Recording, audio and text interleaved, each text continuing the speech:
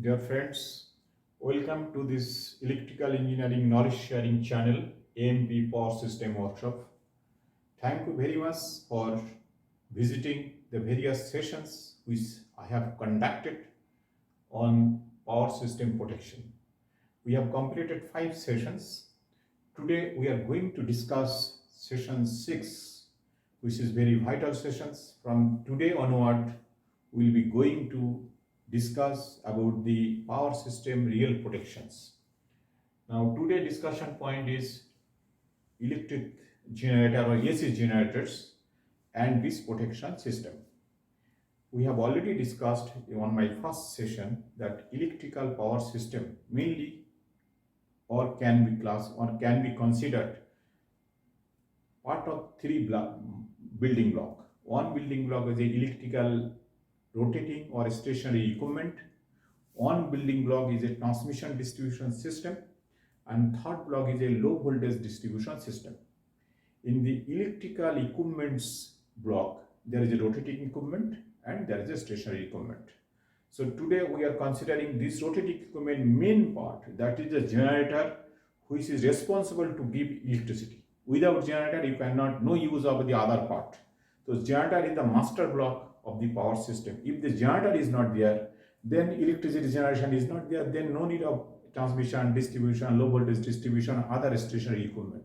So all other part of the power system is made just to utilize the generator electricity which has been produced by generator.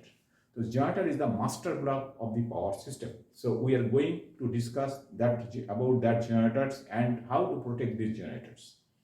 Now, how this electricity, then in that case, I want to highlight just slight background of this electricity, about the generators, how the generator comes in this. You know this about 1720, when the glass-wool generator was invented in Germany. After that, about 8 years, there is no development. By 1800, when this battery, Mr. Volta in Europe, in Italy, he invented the battery. After battery invention, then 1880, during that time, 1808 to 1810, during that time, you know, the arc lamp by Humphrey Davy, who invented the arc lamp. After that, by 1808 to 1820, there is a development.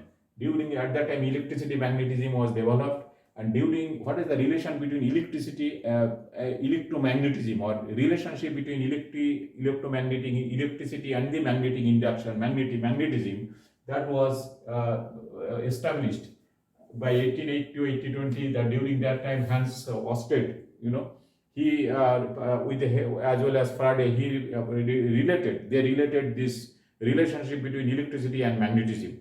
And with that relationship, by 1821, this Michael Faraday, he invented the electric motor by 1821. Then about 1831, they found that when a conductor moving in a magnetic field, the current is producing in the in this electric conductor. So from that, the generator, which is the basis of generator, the generator comes into the picture. So that is a brief history of this history of generator. And from that day, the small generator, today we can get the generator up to 1500 megawatt, 1500 megawatt. And recently there is a generator, one company, they have manufactured, a Dongfeng own company, they have manufactured about 1500 megawatt generators. GE has a generators about 1250 MVA, means about approximately 1000 megawatt generators. From the small side, the giant figure generators has come to the picture. So the generator has become a very important part to the power system. And this huge size of generators of suppose 1000 megawatt, or that's a Dongfeng generators which use about 1500 megawatt. That capacity generator is very vital equipment and it's costly equipment. To protect these generators is a very basic requirements. So that's why the generator and its protection is one of the very important part which we are going to discuss. So this total discussion may require 3 sessions. So the 3 session I will not make separate session. We'll make session 6, but it will be part 1, part 2, part 3. Part 1 will cover about the generators, its construction, and the classification of the generators, and the generators' behavior during fault condition, which will be the basic block to proceed protection. That's why we'll discuss this part. Now, if you see the generators, generator has a two part. One part we call stationary part, another is a rotating part. In the stationary part, this is we call stator or armature, and the rotating part we call rotor. The rotor has a winding which produce excitation for the generator, because electromagnetic, the law of electromagnetic induction, that when a magnetic field is produced in the magnetic field, if some conductor moved, then the conductor carry electric current. So here this magnetic field will be produced by rotor. So rotor is a magnetic field producer, or we call it, in terms of generator, we call it excitation, or it is a producing excitation for producing voltage or electricity. And the stator, the conductor which will be carry current, that conductor part we call a stator. So stator is a stationary part for the main alternator. It is not always fixed. The stator means it will be stationary. For the main generator, the generator has a different part. If you see the overall generator, it has a mainly two parts. One is a main generator, another is a exciter generator. These are two parts. So main generator, it has a rotor and a stator. Rotor is a rotating part and stator is a stationary part. Rotor is a DC winding on the rotor, and a stator has a three-phase AC winding. Okay. Now the rotor needs the DC supply to produce the electricity. Now the rotor, from where it gets the DC supply, that's why there is another generator mounted on the common shaft. The rotor is mounted on the main shaft, and on the same shaft there is another generator is mounted. That generator stator is mounted on the shaft, but the rotor means this DC field is stationary, it is not mounted. So main generator and the exciter generator is a different combination. Main generator DC field is rotating on the main shaft, but exciter AC field is mounted on the main shaft and DC field is stationary. Okay. In the case of normal generator, if the only exciter is there, so that I have tried to now the main shaft, how main shaft is moving, any generator cannot move on its own. Now if you see the generator what it is doing, generator is converting mechanical power to electrical power. From where the mechanical power is coming? Mechanical power is coming from the various type of energy. What is that energy? It can be chemical energy, it can be wave energy, it can be air wave energy, except photoelectric generator, photoelectric generator, forget except photoelectric generator. In all other generators, the mechanical power is coming from either wind energy or from wave energy or from the chemical energy stored in the diesel, petrol or gas, or chemical energy is stored in the coal. When you fire any one of them, then the thermal energy will evolve. This thermal energy is converted ultimately to mechanical energy. In the case of steam turbine, this thermal energy in the boiler converted water to steam, and that steam give with a certain pressure of steam, it give the pressure to the another device which is called prime mover or turbine. So this turbine is responsible for rotating the generators. So generators and the turbine, they are coupled each other. The turbine shaft, turbine has a rotating mechanical rotating equipment which is producing mechanical energy out of this chemical energy or thermal energy produced by these chemicals, and that thermal energy ultimately give a pressure, like a gas turbine. In the gas turbine, gas is coming in the compression chamber of the turbine where it is getting exploded. Then this energy which is released is rotating the turbine. Turbine shaft is connected with the generator shaft. On that shaft, main generator rotor is connected, and exciter three-phase winding or the AC winding is connected. So generator is a final device which is converting mechanical energy to electrical energy. This mechanical energy is coming from the chemical energy or thermal energy through the process, depending on the type of prime mover or turbine you are using. In case of steam turbine, it is using steam. In case of gas turbine, it is using gas. In case of water turbine, it is using water wave to rotate the turbine. In case of wind energy, wind turbine, wind energy or wind is rotating the fan of the turbine, and the turbine is connected to the generators. So this way energy conversion taking place. In simply, chemical energy converted to thermal energy, or wind energy or wave energy is converted to the mechanical energy. That mechanical energy is converted to electrical energy by the generator. The generator's job is converting mechanical energy to electrical energy by rotating the shaft. Now, as we said that this generator has a two part. One part is a stationary part, another is rotating part. Now the generator consisting of two major items. One is the main generator and the exciter. Main generator rotor, it is giving the DC supply or the producing magnetic field, and the starter is producing three-phase output. And the exciter, it has similarly two winding. One winding is called the DC winding. Another this DC winding producing the magnetic field for the exciter, and this exciter has a three-phase winding which is producing the three-phase AC for the main rotor. But AC cannot be given to the rotor. So what is the arrangement? I have drawn a arrangement over here. You can see it. This is the main shaft which is connected to the turbine over here. This is the main shaft of the generator which is connected to the turbine. This shaft is connected to the turbine. This is the main generator and this is the exciter. Okay, this is typical one of the example. Here this is the main shaft. On the main shaft, the main generator rotor is mounted. This is a rotor where the DC field is there. And then the starter, this is outside. It is actually circular body. So outside this starter which has a swan tooth arrangement, and on the rotor is a cylinder over which the rotor winding are mounted. So this rotor winding is mounting on the main shaft. So it is when the rotor is rotating, it is getting the DC supply from where? For DC supply is coming from the exciter. This is the exciter. The exciter, it has this part is a three-phase winding on the starter. This is a starter three-phase winding, and this is the DC field. Or the DC we call rotor, here we call DC field of the exciter. So this DC field, how it is getting initially, it has some residual magnetism.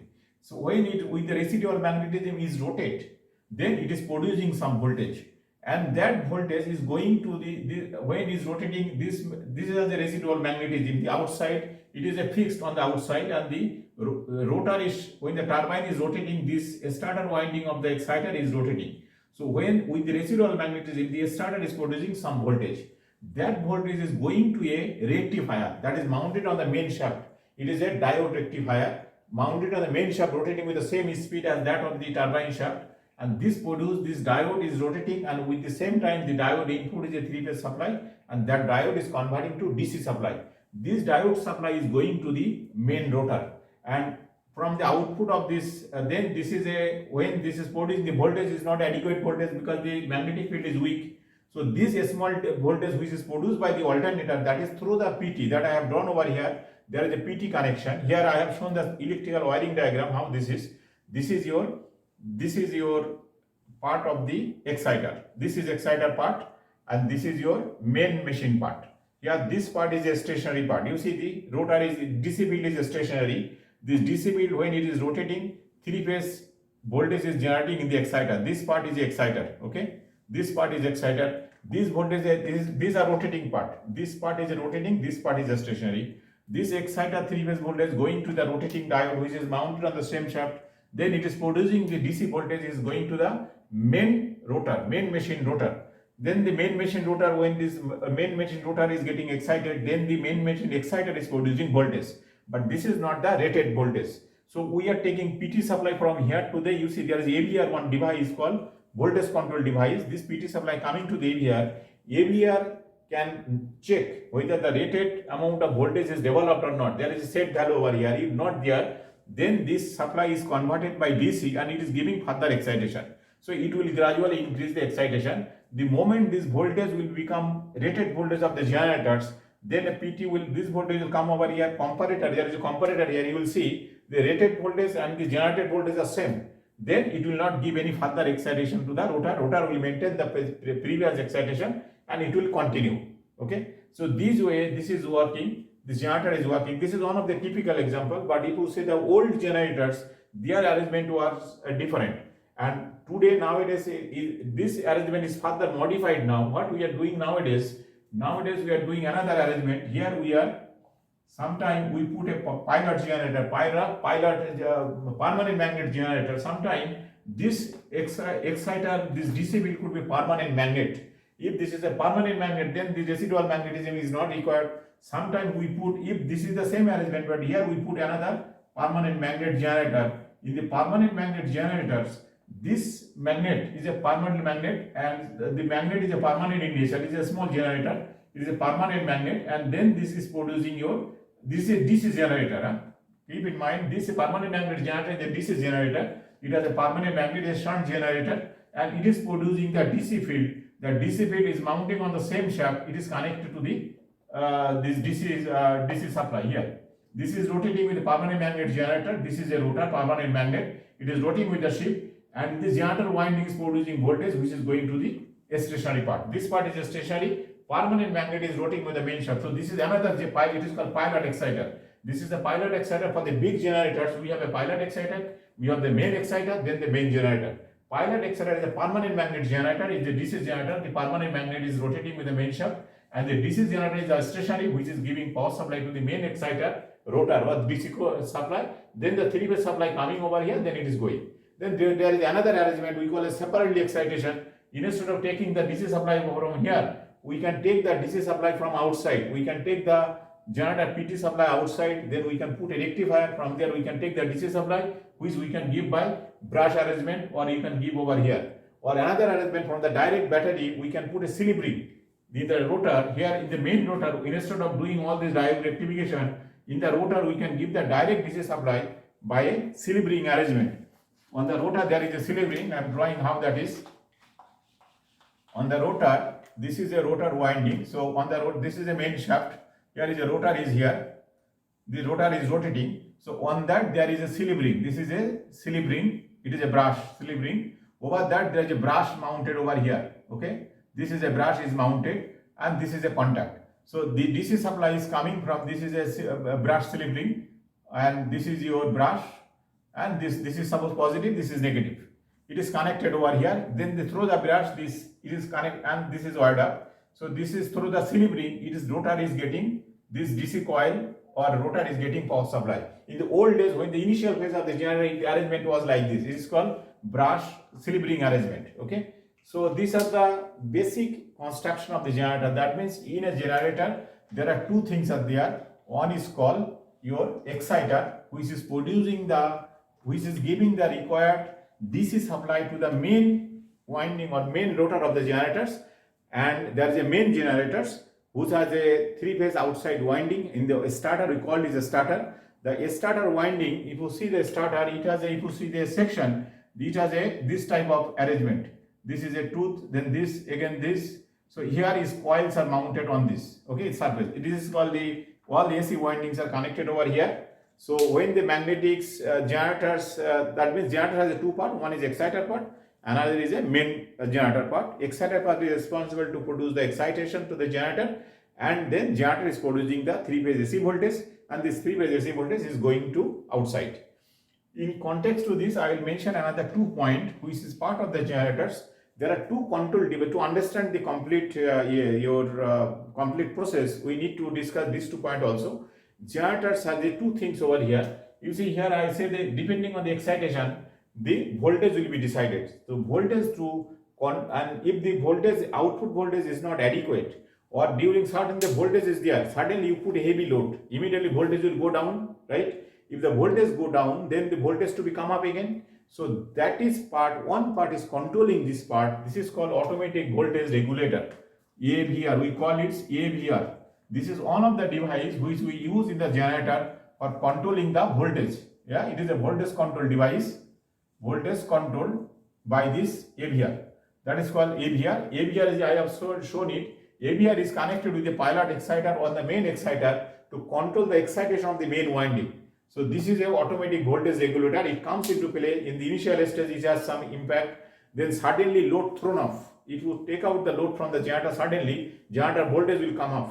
So at that time, to bring the voltage down, immediate excitation to be made down. So AVR is controlling that part. Similarly, if you put a sudden heavy load on the generator voltage will go down. Then this AVR will bring back the voltage again through the increasing the excitation. So these are the things AVR is doing. This is one of the control device. Then another control device that is not for the generator, but it is a impact on the generator, that is called your speed controller. That is called is for controlling the speed of the generator, because the rotor is rotating. Though rotor rotating is not controlled by generators, but we consider it is a part of this control device. We call it this speed is not decided by generator, it is decided by the turbine. Turbine speed is the ultimate generator speed. Okay. Now the turbine speed, how the turbine speed is controlled. Okay. because turbine, this shaft which is driven by the turbine, the same shaft is connected to the generator, right? So generator has no separate control device for the speed. The speed is controlled by the turbine. The turbine speed, when you want to control that part, let us draw over here. That is, we call this governor. Okay, governor is controlling the speed of the turbine or the speed of the generator. This is another control device. We call it governor. We call it governor. How the governor is working? It is like a car.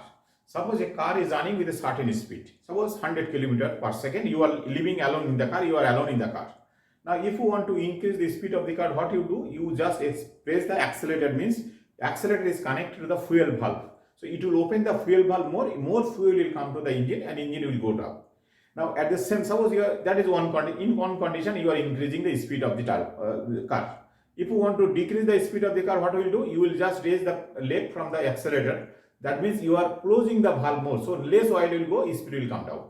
Okay, this is you are changing the speed. That means by inletting or giving less fuel to the engine, you can control the car speed. If you give more fuel to the car engine, it will go speed up. If you give less fuel, it will be less. Now, when you are alone in the car, suppose you are running a car alone with 100 km speed with a certain position of the patient. Now, at the same time, if there are another 4 passengers in the car, and if you keep your leg in the same position, car will run with the same speed. No, immediately car speed will go down, because car speed in that case, car speed is not only the fuel. It also depend on how much fuel you have to give to maintain certain speed. It also depend on how much load in the car. So if you suddenly, this car is running 100 km speed, suddenly if you put more load on the car, then car speed will come down maybe 80 or 70. To maintain the 100 speed, you have to open the more valve, because you have to give pressure more, means you have to give the more fuel. Okay, so here the same thing here. This governor is a device which is controlling the fuel or the media which is giving the mechanical power. In case of diesel engine, diesel is going to the engine. In case of gas engine, gas is going to the engine. In case of gas turbine, gas is going to the turbine. In case of steam engine, steam turbine, how much steam is going to the turbine, that will decide the turbine speed. So this all the media, when it is going to the turbine, it is going through a valve. To control that valve will decide the speed of the machine. So that part is decided by the governor. Governor is a device which is connected with the final control valve or final valve of the fuel, which is giving the mechanical power. So that valve is controlled by the governor. So that is a speed control device. So and when the governor, if the speed goes up of the turbine, automatically generator speed goes down, and there will be consequences of that. So the governor is doing the speed control of the generators, and AVR is doing the voltage control of the generators. Now, when the speed, because what is the function of speed? What speed is doing with the generators? Depending on the turbine speed, generator is producing voltage. This voltage is a AC voltage. It is suppose it is sinusoidal voltage. Now this sinusoidal voltage has a frequency. What is the frequency of the generated voltage? That will be divided by the speed. 120 F by P, that equal to your speed.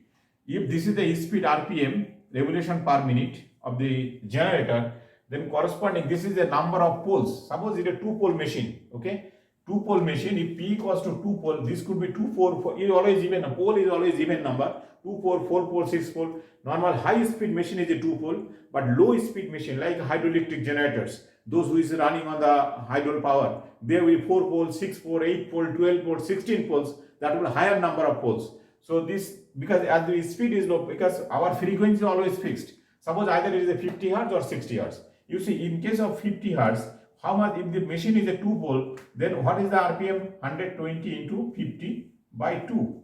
That's equal to how much? 60. It is a 3000 RPM. That means if you want to maintain 50 hertz supply, the rotor, the generator rotor must be rotated at 3000 RPM. So if this 3000 RPM goes down, immediately this frequency will go down. If frequency go down, then system generated voltage you cannot maintain the load. Similarly, if it is a 4-pole machine, it will be 1500 RPM. So to maintaining the frequency of the generated electricity, you have to maintain the speed. To maintain the speed, you need a controller of the speed controller, and that speed controller is called governor. So governor is maintaining the frequency. In other words, governor is controlling the speed of the turbine, and ultimately it is governing the speed frequency of the generated voltage. The voltage which is generated for electrical engineer, the generator which is producing this generated voltage, the frequency of the generated voltage in case of AC voltage is decided by the turbine speed or the governor. So in case of generator, governor is responsible for maintaining the frequency F. That is, if this frequency goes down, immediately you have to give more fuel. That means turbine to be speed up more. So it is giving this frequency more. So that's why turbine speed control is essential to maintain the frequency. So these are two control devices for the generator. So in a brief, we can see when you go to the generator protection, we need to know these four items. One is a generator. It has a two part. One is the exciter part, another is a main machine part. Exciter has a rotor, a starter or DC field and the AC coil. Similarly, main machine, it has a rotor which contains the DC coil and a starter which is holding the three-phase AC coil. Three-phase AC coil is giving AC output voltage, and rotor DC winding is giving the excitation to the main machine. So these are the small description of the generators and these two control device. Now we'll come to the generator. With this arrangement, we'll come to the generator classification. How we can classify the generators? Generator is a different classification from the different angle. One angle from the service point of view. What service generator is doing, or what is the function of the generator? What for the generator is, one is a function point of view. Function of the generator. What the job generator is going to do. Based on that, we can classify the generators. In that case, generator has a three class of or type of installation, or type or the purpose of the generators. What purpose the electricity to be generated, on function, or you can say purpose. From the purpose, if we see that looking into the purpose of the generator, from that point of view, we can divide the generator in three categories. One is a base load generator. We call base load generator. This is one category.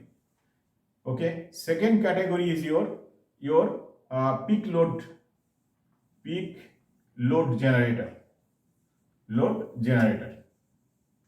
Third is you can say industrial generator or a standby generator.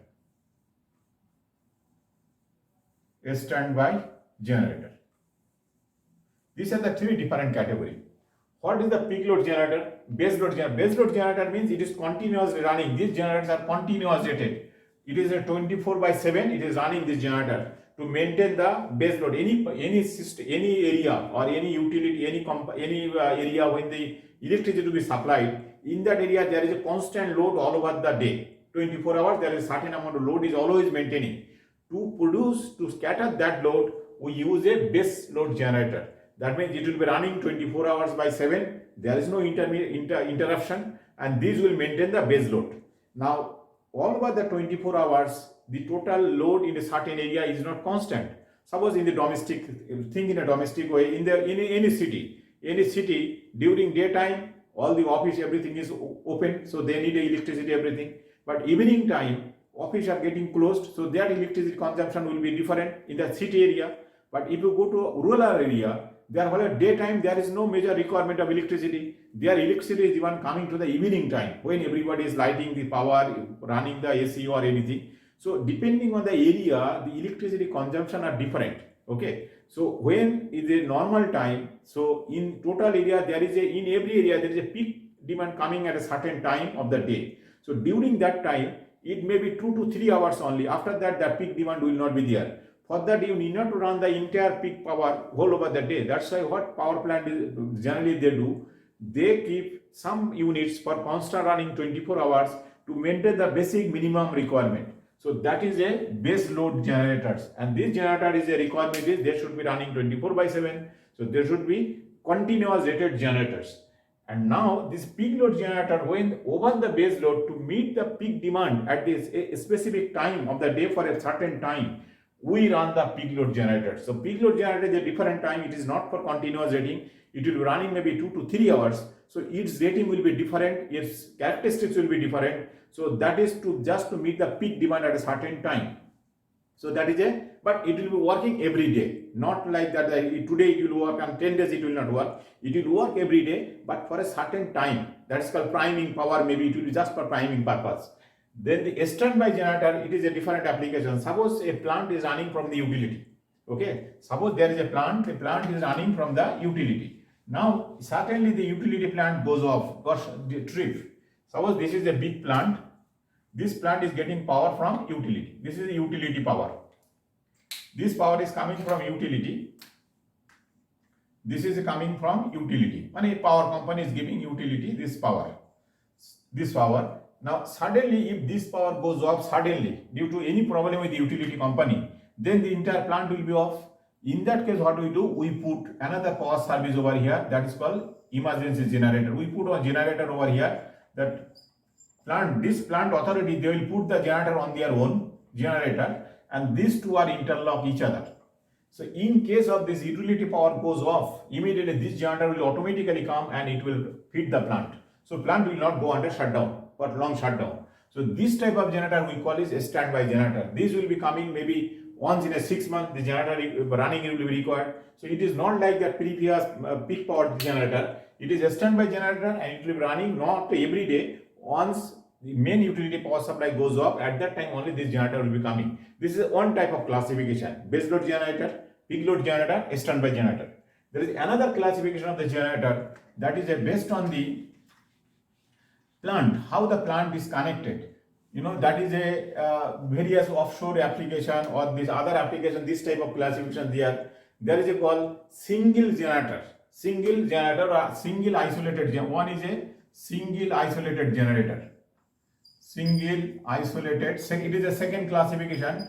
It is depend on the what type of this generator is doing, what job it is doing, depending on the job or how many generators are connected. It is single isolated generators. Then there is a multiple generators connected. Multiple isolated generators. Multiple isolated generator. Third is your multiple isolated, is single isolated generator, multiple isolated generator, and third is a utility generator, which I discussed, like it is like a standby generator, utility or industrial generator.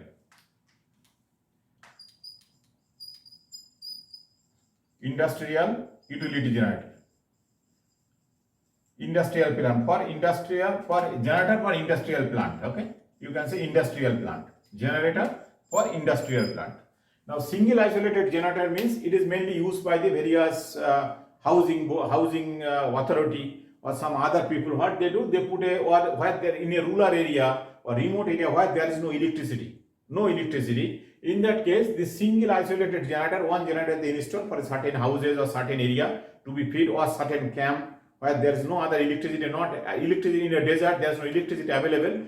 Only for some time of the day they need the electricity. In that case, they will install a single generator isolated. It is not connected with anywhere. It is single isolated generator. That is we call single isolated generator. The multiple isolated generator is also in the remote area where there is no utility power, there is no state board power, or utility power is not available. In that area, we use multiple isolated generator like offshore platform where you need electricity for various purpose, but there is no utility power available. Is inside. Suppose it's offshore inside the sea. In that case, we install multiple generators and running independently without utility support. Suppose there is a multiple generators connected. There is a multiple generators here. These all generators are connected each other in parallel, and it is running and producing power, giving the offshore power. This type of generators we call multiple generators. Okay, and industrial plant generator, same like the emergency generator I discussed before. That in case of industrial plant generator, what is that? Industry is getting power from the utility company. Okay, industry is getting power from the utility company, but once upon the failure of the utility company, this plant to be maintained, this plant is maintained by the standby generator. That is we call standby generators. This is another type of classification of the generators. And then the third category of generator, there is a third type of classification, that is how the generator is connected with the system. That is another type, that is a mode of connection. Third classification is a generator classification based on the mode of connection, how this generator is connected. Mode of connection. Mode of connection, depending on the mode of connection, generator can be another classification there. In this classification, we classify the generator in two categories. One is a directly connected generator, another is a unit connected generator. Okay, one is direct connected generators, another is a unit connected generators. What is the direct connected generators? When a generator is direct, suppose this is a symbol of generator. We put a circle inside G, means it is generator. When you circle with the inside M with a like this, this is called motor. It is a AC. This symbol is for AC, and this is a motor, and circle is show motor. But if I circle with the G with the below down, that means it is AC generators. Now the mode of connection, this generator, if it is directly connected to the switch gear like this, there is no intermediate any equipment, then we call directly connected generator. This is called directly connected generators. Okay. But if the generator is not directly connected, suppose a generator, normally the generator, the output voltage is ranging from 415 volt or even 240 volt single phase is available to maximum 24 kV. That is today, even what the maximum size of generator I said, nowadays you can get about 1500 megawatt generators. Or if you go to that Dongfang company, Dongfang has manufactured 1750 MVA. 1750 MVA means approximately 1500 megawatt generators. If you go to these generators, but this generated voltage are 24 kV. 24 kV. Now this 24 kV, if you go for the maximum voltage, this amount of power to be cannot be consumed in local area. This power to be transmitted to the remote area. So remote area 24 kV voltage you cannot transmit. So what they do, this generator, what they do, this generator is not directly connected to the switchgear. It is first boost up the voltage by a generator transformer. We call it is a transformer symbol. It is called generator GT, generator transformer. This generator transformer is boosting the voltage to the high voltage. Maybe it is a 400 kV, then 24 kV by 400 kV generator transformer kV. This is going to the switchgear, and then from there 400 kV line is going. And this generator also there is another transformer connected over here. That is called utility or unit transformer, UT because this generator, suppose it is a 1000 megawatt generator. To run the generator, you need a lot of auxiliaries. To run these generators, you need a lot of auxiliaries. Those auxiliaries, from where it will get power supply? So it will get power supply from the generated power. It will tap off some power, and that power will go to these auxiliaries through the switchboard. So this is called unit transformer, which is using for catering power to the various auxiliaries to the generator, and this is called generator transformer, which is transforming the main power to the high voltage to transmit the power to the long distance. If this generator is connected this way, we call it a unit connected generators. So depending on the mode of connection, generator can be divided in two parts: directly connected generator, another is a unit connected generators. When we do the design of the power plant, all this calculation, all this sizing, everything we do, there is a guideline. And based on the guideline, we can size for a particular megawatt of generator, what is the size of the utility generator, we can calculate what is the generating generator requirement, because the generating transformers and normal transformer, there is a difference in the core design. So that also we need to, that we'll discuss separately. So these are the connection of mode of connection, based on the mode of connection classification of the generators. So that means we can see the generator can be classified in three different ways. One is a purpose, what type of plant the generator will be used, as it is base power or peak power or standby. Another classification is the mode of connection. Second is whether the generator is scattering power to the isolated area. If in the isolated area the single generator is running or multiple generator running, these are the connections. Now with that, another point we want to discuss today is that how this generator under normal condition and in the fault condition. In the under fault condition, what is the condition, what is the characteristics of the generator? How does it react when the fault is there? So generator with the other equipment, generator has a those who have already studied the generator and its details. So you can see the generator, it has a reactance. It has a three type of reactance. One called subtangent reactance, another is called tangent reactance, another called synchronous or steady state reactance. Now when any fault takes place, immediately generator current, generator full load, suppose the generator carrying 1000 ampere current, and suddenly if it is a 10% impedance, 10% subtangent reactance, immediately the moment generator has a fault on the terminal, if there is a fault, immediately generator fault current will be 10 times of the full load current. Okay, and then after some time the 10 time current will be decaying gradually, and ultimately it will come about below the full load current maybe. So who is controlling this part? Now in the first part of this fault, generator has a AC reactance as well as some DC component come into the picture in the initial part. During that time we call it a subtangent state. So if you see that in the subtangent state, generator has a minimum reactance. Okay, at that time fault current is maximum.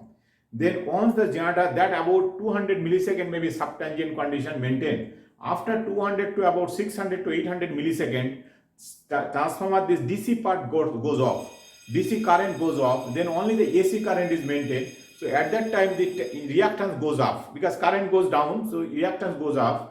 That reactance we call tangent reactance. During tangent reactance, DC component of the current is not there, it is only AC component of current.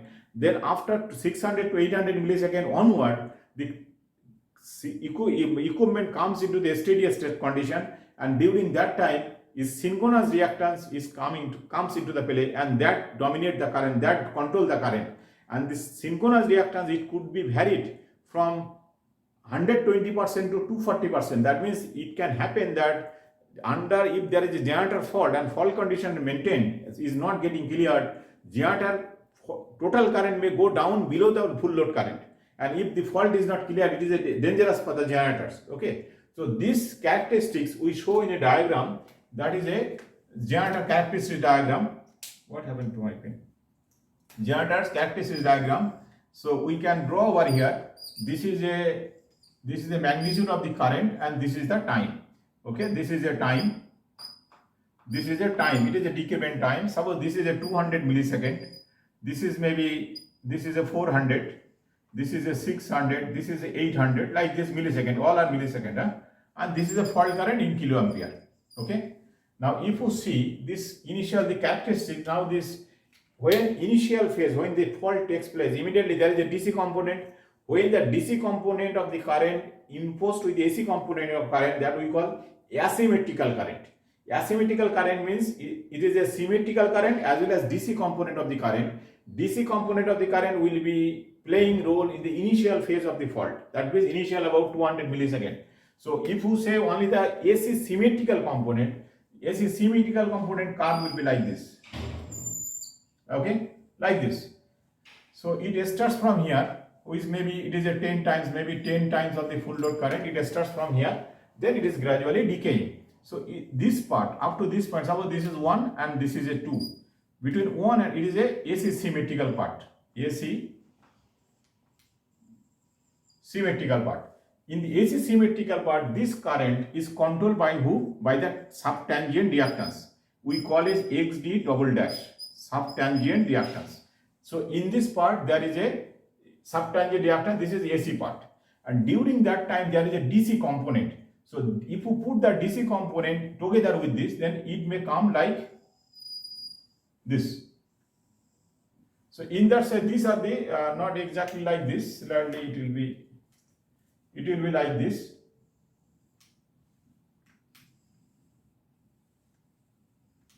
This is a DC component. Along with the DC component, it comes like this. Okay. So this part is called AC unsymmetrical or asymmetrical current. Asymmetrical. Here this is the AC part, and this part, and every time these are the DC part. These parts, at this time, how much DC part? These are the DC part. At this time, this is the DC part. The DC part is superimposed on the AC part, and then it is give these characteristics. Okay, this is the asymmetrical characteristics. Then after the time too, the DC component dies out. At that time, only the AC component is there. That AC component is only, maybe it is up to 600 to 800 millisecond. This part is controlled by tangent reactance. We call XD dash, XD single dash. That is a tangent reactance. Suppose this is a subtangent reactance is 10%, maybe tangent reactance will be 16%. Then subtangent reactance, tangent reactance 16%. Then it becomes to synchronous reactance or a steady state reaction, which is constant magnitude. That may be 25%. If it is 25%, then it will be four times. This will be 4 times of the full load current. So these are the decrement. So that means when the generator has a fault, first part of the generator, when there is a fault on the generator, initially generator fault current will be very high, both AC and DC, only for few, only maybe 200 milliseconds. That means about 200 milliseconds, 10 cycles. Within the 10 cycles, this asymmetrical characteristic will go. Then it will come to the tangent stage. Current will be come down about 40 to 50%. Current will be dropped down. In that part, this will be tangent reactance will be controlling. After that, it will be coming to the full load or below the full load current. That part will be controlled by the synchronous reactance or steady state reactance. This is called generator fault current characteristics curve. This is we need to keep in mind, because during protection analysis we need these characteristics for the various protection functions to understand. Okay, this is a characteristics curve for the generators. And then last part we will discuss about the generator grounding. That is also required when we will be discussing about the generator protection.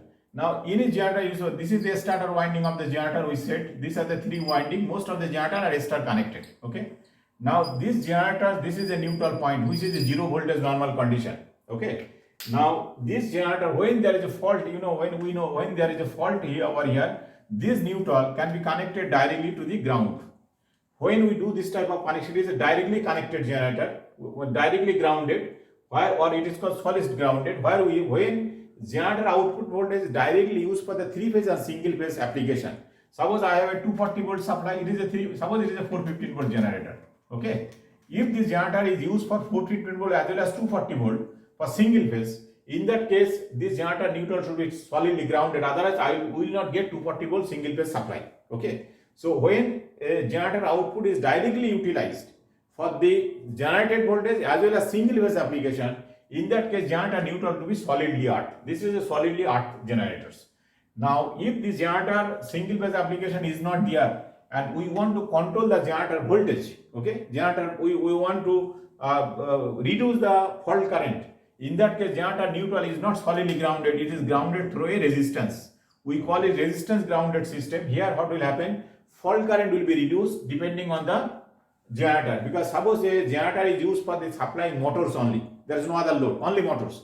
In that case, motor, when there is an earth fault in the motor, problem is motor winding will get burned, and if the fault is not clear, if the fault current is very high, then what will happen, motor, the induction motor core, the iron core get damaged, it can burn out, and to repair the iron core sometimes not possible, that is very expensive. So in that type of application, when we don't have the single phase load requirement, then we go for this we go for the fault current, earth fault current reduction. In that case we go for this resistance grounding system. We call it is a resistance grounding system. Okay, this resistance, how much resistance value, that decided on the what the fault current we limit. In case of resistance grounding system, fault current is controlled, generally it is limited within the full load current or 50% of the full load current, depending on the generator full load current. If the generator full load current is very high, we go up to 50% reduction. We size the resistor so that it can carry up to 50% of the full load current. Or if it is a generator full load current is low, we can go up to the full load current. Okay, so that how it is decided. When there is a fault in this type of connection, when there is a fault, even the neutral point voltage will go up to the phase voltage. It becomes, if there is a between phase to phase voltage is V, the neutral point voltage will be V by root 3. Okay, so if this V by root 3 is the voltage, and if we want to suppose the current is I, we want to limit the current 50%, that means 0.5 I we want to limit the current. In that case resistance value is very simple, R equal to voltage by current. Voltage, when it is a single phase, V by root 3, or current equal to 0.5 I. That means this will be your value of the resistance. And this resistance, the resistance has a time rating, because this fault current generally within couple of millisecond fault will be cleared, maybe 500 millisecond fault will be clear, or maximum 1 second or 2 second fault will be clear. After that fault will not be there. Therefore the resistance we design maximum for 10 seconds. 10 seconds is enough to clear all the fault. So when you design the resistance, the value of the resistance is controlled by this, and the time of the resistance or this fault current with the shunt capacitor of the resistance we decide by 10 seconds. This is called resistance grounding system. Here one thing I want to mention, we consider that voltage is V by root 3, but one thing happen, if it is a generators, when the generator there is an earth fault over here, immediately voltage will go down. Then the AVR, I said already, there is a voltage device, there is a voltage control device AVR. AVR will try to maintain the voltage, so it will inject more excitation. That is called field forcing. It will try to force the field. So when we try to force the field, then voltage will go slightly more. That is about 30% voltage can go up. So in that case, it will be 1.3 V. Okay, that is, if the field forcing is present in the area, then we have to consider slightly higher voltage of the for calculation. Okay, and this resistor, this resistor, the voltage grade, it has an insulator and it has a voltage grade. But voltage grade from this resistor, we always take the full line voltage, not the phase voltage.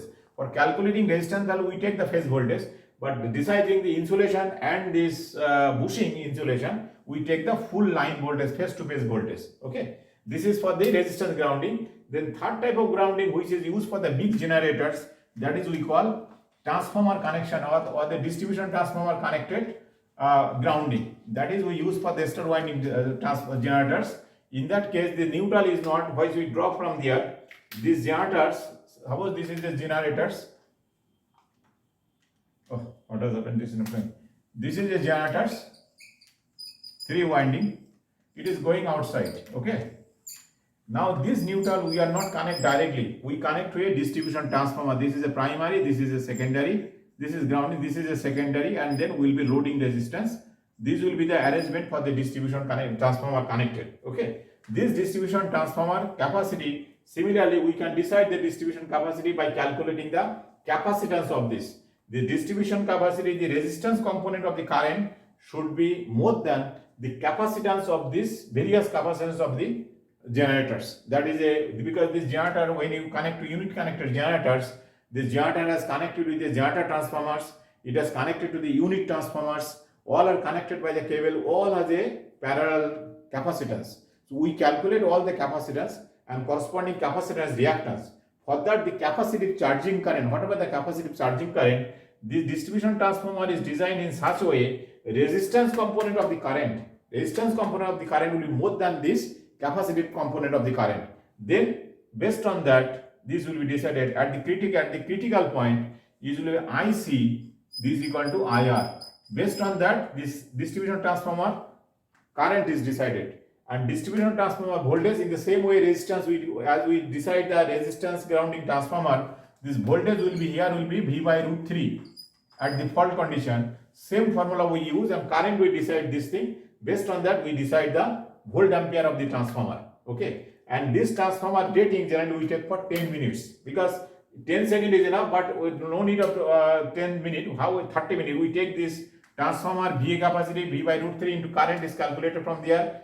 We can calculate the current, and the timing of this, the rating of this transformer we decide for 30 minutes, because 30 minutes is not required, but the transformer specification or standard is telling any transformer is rated for K.